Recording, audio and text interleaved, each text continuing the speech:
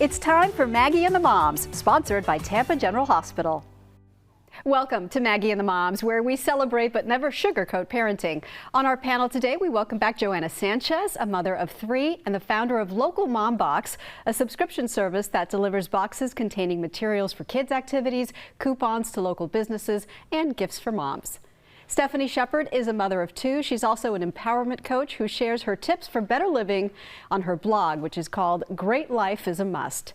And Laura Byrne, also a mother of 2 and the editor of Tampa Bay Parenting Magazine. This is the February issue, out now with details about the brand new Peppa Pig theme park near Legoland.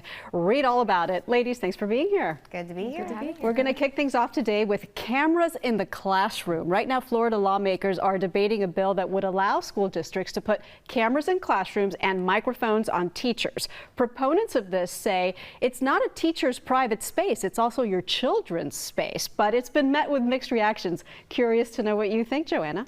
Yeah, so as a former elementary school teacher myself and being like a mom of young kids, I understand like the request from, moms maybe having that, as a first-time mom sending your kids to school. It's scary, like sending them, and maybe having the camera would have that sense of security, you can check in. But as a teacher, the privacy issues, I don't like it. I don't want other parents like looking at my child, and I don't really like it. It's a no for you. What about you, Stephanie? Yeah, I mean, as nosy as I can be, sometimes I mean, of course, I want to see my kid interacting with other kids and how they're doing. And you don't always get, we talked about it before, you don't always get the play-by-play when you ask your kids, how was their day? Tell me what happened. Usually don't. Yeah, it's nice. It would be nice to be able to look in and kind of see throughout the day what's going on. But I can understand, I don't think it's going to happen, and I'm okay with that not happening, so I will just continue to struggle to get as much out of my kids as I can about their day since I can't see it. So. There you go. I agree. I'm nosy. I want to know what's going on in the classroom, but at the same time, I don't like the idea because I feel like that money could be used somewhere else in our public education system.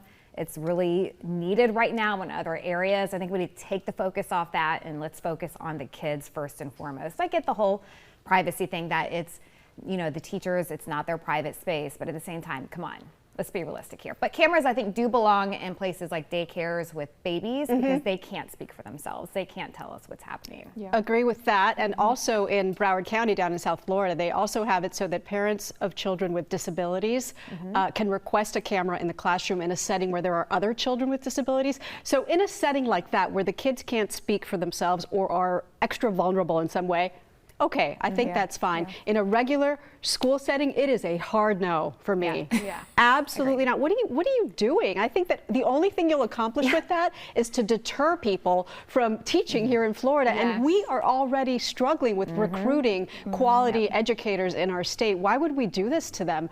I mean, the parents that would take advantage of this and use it to complain about everything. And imagine that kind of pressure added to that already high pressure job. No way. Leave them alone.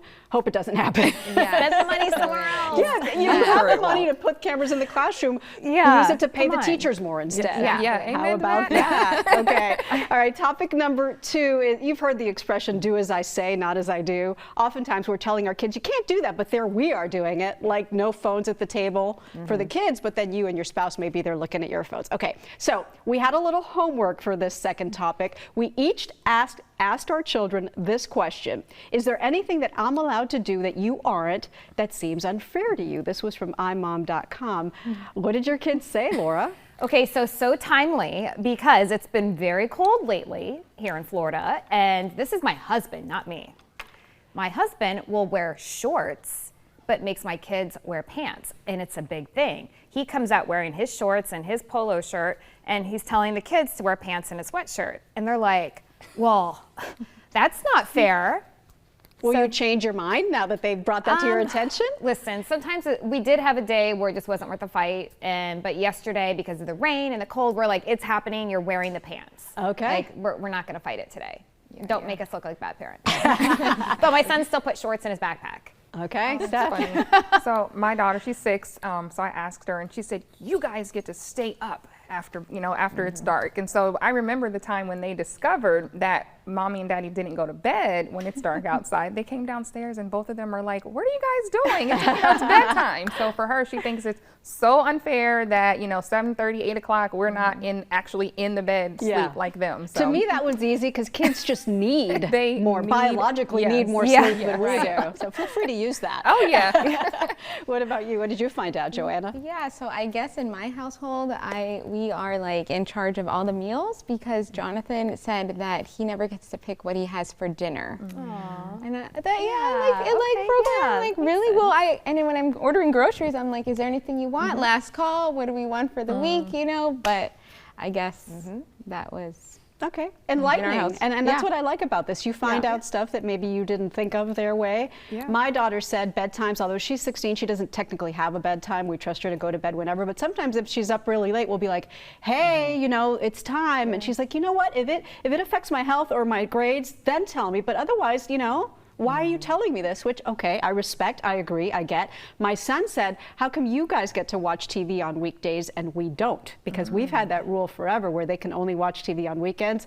On weekdays, when they finish their homework, it's you can go read a book, you can go outside and play, but you're not going to plop yourself in front of the screen. But he made some good points. He's like, you use it to relax after a long day at work. I had a long day at school. What's the difference? So true. It's a valid point. I think it's good to ask these kinds of questions because it helps you to do something that I think we as parents don't do that much, which is consider it from their perspective. Yes. All right, we are spinning the wheel, ladies. Let's see what comes up today in our Wheel of Mom topics. The first one is good to know, something that you know as a parent that you think other moms would appreciate knowing. Laura.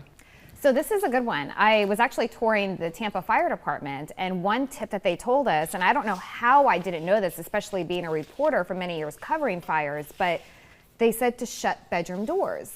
And this will prevent the fire from spreading into the bedroom. And this includes your kids' doors. I know now I keep their doors open because I want to be able to hear and listen what's going on. So when they're sleeping, close the door? To close the door, because they were showing us pictures of a living room area, for example, just completely burned out, but then the door just black and charred. But on the other side, the door is fine and the bedroom is fine. So it buys you extra time to get out of the house. It keeps the smoke out of the room, which is obviously a huge danger, but it's I guess it's something that they're trying to promote more often, and it's I highly encourage you to talk to your local firefighters, go on a tour. They will offer the tours, but it was just a piece of advice that I'm like, how did I not know this?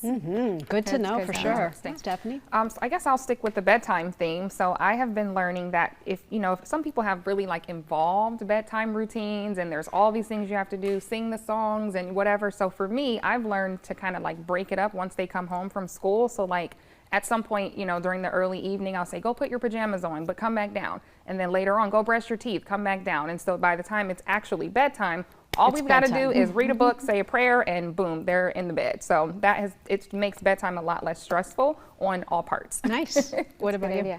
Yeah, for us, establishing family fun reading time. This is something we've added recently, and what we do is I start, since my kids are younger, I'll read a short poem or book that's a board book, a faster book, and then each child gets their own book. My husband has been involved in this, and we just read for 5-10 minutes, and my kids, I have been doing this now for a few weeks, and Jonathan loves it. And he's after How we old is read, he? He's 7. He's 7. And so then after family fun time, then everybody shares a little tidbit about what they read or something interesting, and it builds encouragement for the child and communication and the love of reading. So if you want to instill that in your house, try family fun reading time. Mine's super quick. It's just a money saver that I read about in the paper. You can right now, if you go to the Busch Gardens website, you register for the preschool card. My kids are too old, but kids 5 and younger And can now get in SeaWorld free. too is doing And it. SeaWorld, it's a partnership, and it's all year. So that's a huge savings for you. All right, we have very little time. One quick spin of the wheel. Mom mantra. All right, when you're stressed out by parenting, overwhelmed, give me one quick quote that you tell yourself in 30 seconds. I'm going to channel Elsa, let it go. I have to say a quick prayer and just move on so I don't flip out on anybody. Mine is just breathe. Take a deep breath. Breathe. And mine is, remember, one day you'll miss this. Yes, when they're driving you nuts, So true. try to enjoy it. Thank you, ladies. Thank you. And we will be right back. Don't go away.